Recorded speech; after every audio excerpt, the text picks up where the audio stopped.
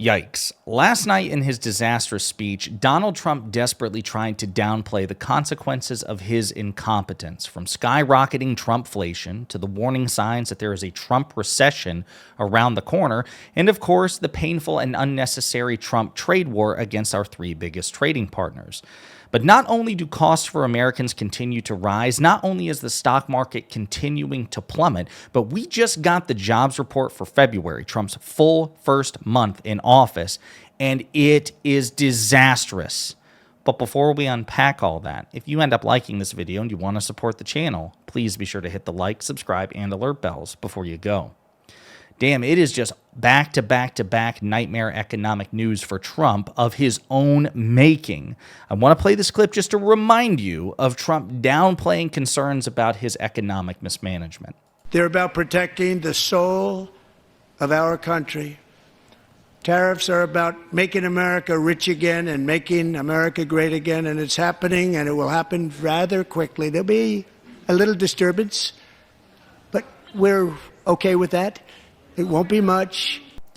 So again, that's him downplaying, right, his economic mismanagement, specifically on the matter of tariffs, okay? And we'll get into it here in a second, but I just want to show you some recent news, okay?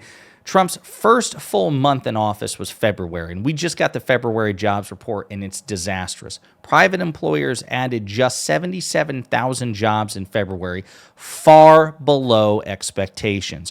Private companies added 77,000 new workers for the month, well off the upwardly revised 186,000 in January, the last 3 quarters of a month, or 2/3 of a month of President Biden's time in office, and below the 148,000 estimate for February. So think about that. In Trump's first full month in office, he added less than half, or around half, about half of the estimated jobs to the economy. Yikes. The report reflected tariff concerns as a sector that lumps together trade, transportation, and utility jobs saw a loss of 33,000 positions. Okay, so let's talk about this in particular. This is big. This happened on Trump's watch, and as you know, we need to play by the same set of rules. Trump and Republican logic for the last 4 years was anything bad that happened on Joe Biden's watch was because of Joe Biden and the Democrats, okay? So by that logic, anything bad that happens on Trump's watch and the Republicans' watch is Trump and the Republicans' fault. So that standard applies here. This is bad for Trump no matter what. But we can also specifically tie it to things that Trump has done. He's been bumping and beating his chest about tariffs and trade wars since before he was inaugurated. And we are seeing the direct consequences of specific policy choices that he has made. Private sector job creation slowed to a crawl in February, fueling concerns of an economic slowdown, payrolls processing firm ADP reported Wednesday. Companies added just 77,000 new workers for the month, well off the upwardly revised 180,000 in January, and below the 148,000 Dow Jones consensus estimate, according to seasonally adjusted figures from the ADP. The total was the smallest increase since July and comes at a time when worries are rising that economic growth is slowing and worries brew that Donald Trump's tariff plans will spark another round of inflation. ADP said annual pay rose 4.7% in February, the same as the prior month.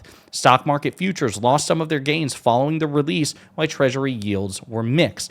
And on top of that, the stock market continues its crash under Donald Trump. Stock market today, Dow, S&P 500, NASDAQ slide after jobs data amid signs of tariff relief. So, of course, as we discussed in a video yesterday, Howard Lutnick, Trump's Commerce Secretary, I guess realizing that the market was not responding well to Trump's trade war, suggested that there might be some sort of tariff relief in the future. He was very vague about that. And as we discussed, Trump's trade war could last a day, a week, a month, a year. You never know with this guy. And yet the stock market is continuing to decline despite scrambling for any grasp of hope because of this disastrous jobs report on Trump's watch. This is terrible, folks. Terrible, terrible economic management. No wonder that his polling on the economy is underwater. And that used to be his strong suit, at least with respect to polling. And it's also why the conservative Wall Street Journal, a sister publication of Fox News, owned by News Corp, they love Republicans. They love Trump. They want to love Trump. But they're also honest enough to say his economic management is atrocious, particularly on the topic of tariffs. And they have been peppering him with one op-ed after another. This is from the Wall Street Journal editorial board. Trump takes the dumbest tariff plunge. He says the 25% levies on Mexico and Canada will begin Tuesday. Stocks fall. Trump likes to cite the stock market when it's rising as a sign of his policy success. So what does he think about Monday's plunge? The Dow Jones Industrial Average took a 650-point header after he announced that he'll hit Mexico and Canada on Tuesday with 25% tariffs. Remember, this is Monday. We're now on Wednesday at the time of recording. On Tuesday, the stock market performed even worse, of a 1,300-point drop.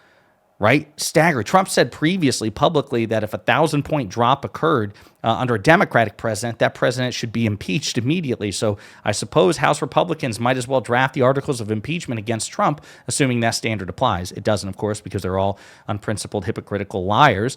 But it's important to note. So again, they point out what he said on Monday, that it would go into effect at 12:01 Tuesday. We've courted Trump's ire by calling Mexico and Canada levies the dumbest in history, and we may have understated the point. Trump is whacking friends, not adversaries. His taxes will hit every cross-border transaction, and the North American vehicle market is so interconnected that some cars cross a border as many as 8 times before as they're assembled.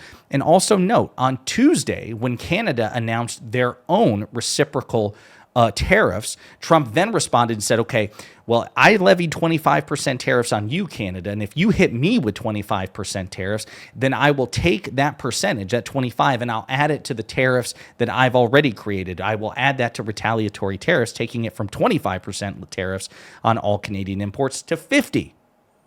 So the Wall Street Journal updated its op-eds on Tuesday. It's a tariff war risks sinking world into new Great Depression. International Chamber of Commerce warns the world economy could face a crash similar to the Great Depression of the 1930s. That's the shit that Donald Trump is gambling with. Why? It's absolutely insane. They're also pointing out that Trump's tariffs are whacking Trump voters. Whatever happened to GOP concern for the working class? Trump won the presidency a second time by promising working class voters he'd lift their real incomes, which makes it all the more puzzling that he's so intent on imposing tariffs that will punish those same Americans. Tariffs are taxes, and Trump's latest tariffs are estimated to be at about an annual $150 billion tax increase. It goes into the vivid details about how this is going to hurt Trump voters. We might do a separate video on it because it's worth discussing. And then on top of that, China, one of our 3 biggest trading partners, who was also slapped with an additional tariff, it's now at 20%, not 25%. They're warning it's willing to fight, quote, trade war or any other type of war Trump wants, ready to fight till the end. If a war is what the U.S. wants, be it a tariff war, a trade war, or any other type of war, we're ready to fight until the end. Folks, this is where we are.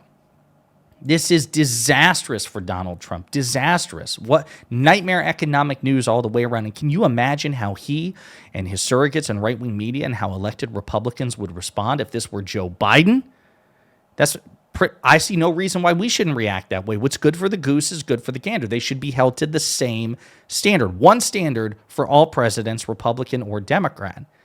But that is the thing that Republican politicians fear the most, that you will hold them to the same standard that they want you to hold Democrats to. There you have it. On Donald Trump's watch, we are seeing inflation skyrocket. We are seeing job growth, slow to a halt. I mean, there was incredible job growth under President Biden, even after COVID recovery. Even if you control for COVID recovery and don't count President Biden's management of the post-COVID management, which I reject categorically. I think we should count it. But the point is, we don't have to count it to still win the debate. On Biden's watch, more jobs were created per month than ever under Donald Trump's watch, including if you protect him from his COVID consequences. If you don't count the last year of Trump's presidency because of COVID, you compare the first 3 years of Biden, the average monthly rate, to compare to the post-COVID recovery of Biden. Biden has still, on average, created more jobs. If you count it all, Trump's COVID mismanagement and Biden having to deal with COVID, Biden still comes out ahead. In Trump's first full month in office, He's 50% off the mark in terms of job creation. And again, he's to blame for it because it happened on his watch. But even if you didn't hold the Republicans to that standard, it's a direct consequence of people being concerned, employers being concerned about a trade war, which he has started already. Could it last an hour, a week, a month, a year? Yes, it could end at any time. But Donald Trump started it, and he should accrue a political consequence for this nightmare news. In the meantime, let me know what you think in the comments.